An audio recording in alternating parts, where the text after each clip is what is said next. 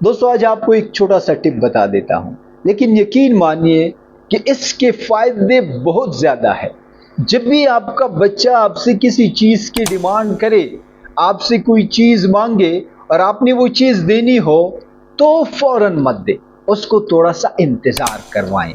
جب بھی آپ کا بچہ انتظار کرنا سیکھتا ہے تو اس سے کیا ہوتا ہے، اس سے آپ کے بچے کے اندر صبر و تحمل کا جذبہ پیدا ہوتا ہے۔ ڈاکٹر اوسٹ کہتے ہیں، یہ ایک بہترین ماہر نفسیات ہیں، کہ جب آپ کا بچہ انتظار کی تکلیف کو محسوس کرتا ہے تو یہی تکلیف ایک عظیم تبدیلی لاتا ہے۔